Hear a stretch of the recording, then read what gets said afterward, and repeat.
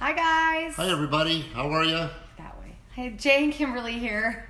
Crazy weather out there. I hope you guys are staying warm.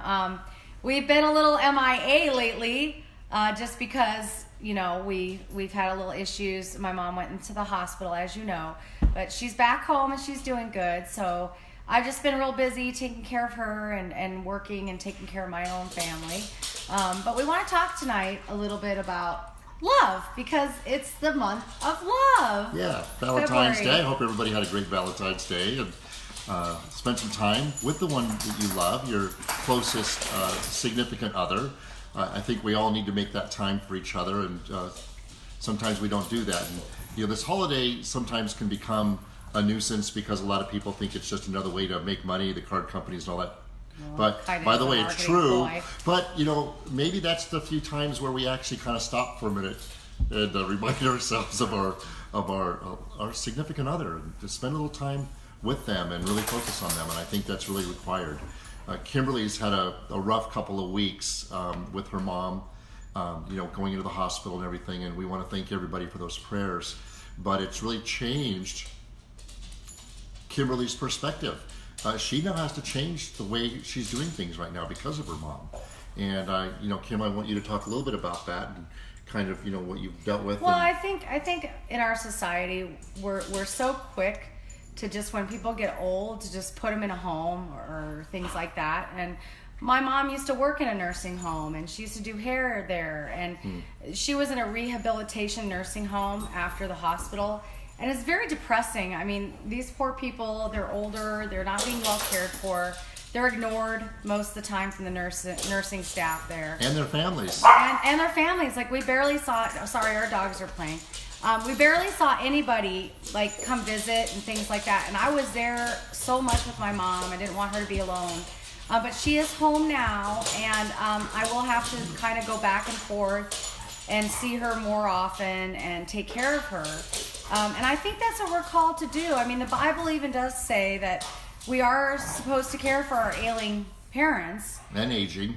Yeah, ailing, aging parents. Well, they are all ailing and aging, just like us. Right. But sorry, our dogs, we have 4 beagles, and they're just having a party in the background.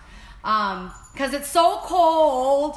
They're enjoying it. But we want to talk about God's love tonight, and we'll get back to our story next week. It's been a little bit hectic on us, and we'll start back again next week when my life gets back in order. I actually stayed with my mom the last 2 nights, so it's been a little crazy. I've been running 2 households.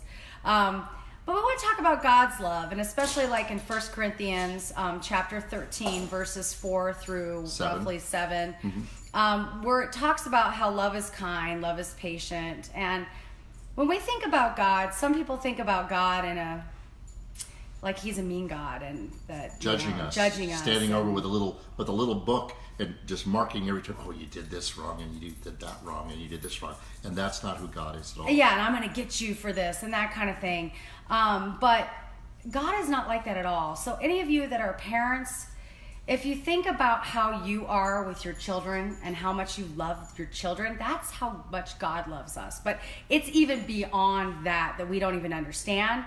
But it's unconditional. It's just this love that is never failing. It never ends. Even when we make mistakes and do stuff wrong, there's consequences, but he still loves us. And that's how we're supposed to be as Christians, so Christ hard. Followers, and in our marriage. I mean, I've made mistakes. Jay's made mistakes. And that doesn't mean we're going to toss each other aside and say, well, you messed up. This is hard. I want to try to find somebody new. And if you do find somebody new, it doesn't change, because where you're at, that's where you are. It doesn't really matter. Yeah, and even beyond that, when you do change, there's a phrase that people say about that. It's like, it's not just the one that she had said, but it's also when you change to another person, it's just a whole new set of problems. Right. You have to learn their problems and go through their stuff. And all of a sudden you find in your second and third marriages, I know some of you out there are on them. And this is my second marriage. And as I got into this marriage, I found there's still problems. It wasn't like I fixed what I left and all of a sudden it got better when I came here. I found out in the whole process of being married with Kimberly, there's a whole new set of problems, a whole new set of dynamics that I have to adjust to and learn from and try to figure out, well, how do I navigate this relationship? Well, and it's so true. We're all human and we're not perfect. Right. And I don't know why we think there's this perfect person for us. Right. There's this soulmate. No, it's not like that. And I think that the movies make us think that it's supposed to be this fairy tale, and it really is not. I mean... And that's a fairy tale. Yeah, there's a connection That's that you the fairy have tale. with somebody, and then you have to work at it. You have to keep it alive. You know, you have to do things to keep your relationship alive. And yeah, I know we're all busy with our kids and our jobs and this and that, but we have to take time for each other, or if this doesn't work, well, especially with God first, but if this doesn't work, then none of this works. The kids don't work. The work doesn't work. So, you know, just keep that in perspective. But because it's the month of love, we wanted to talk more about just God's love for you. Well, in the commitment that God gave us, he called it a covenant. And for those of you who are married watching this, you also made a covenant. The same covenant that God made with us, which was to take his people. And we are now incorporated in those people because of Jesus Christ and him dying on the cross. He died for us. So not only are the Israelites, those who were the people that he made the covenant with, he made a second covenant when Jesus came. And now that covenant is the same covenant I made with Kimberly when I said I do. That covenant, at times, as you saw with the Israelites and what they did, when God did all these miracles for them, bringing them out of Egypt, and they said, all you did was bring us out here to die.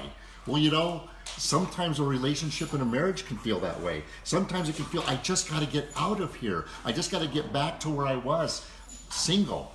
And it's kind of the same thinking, and it doesn't work.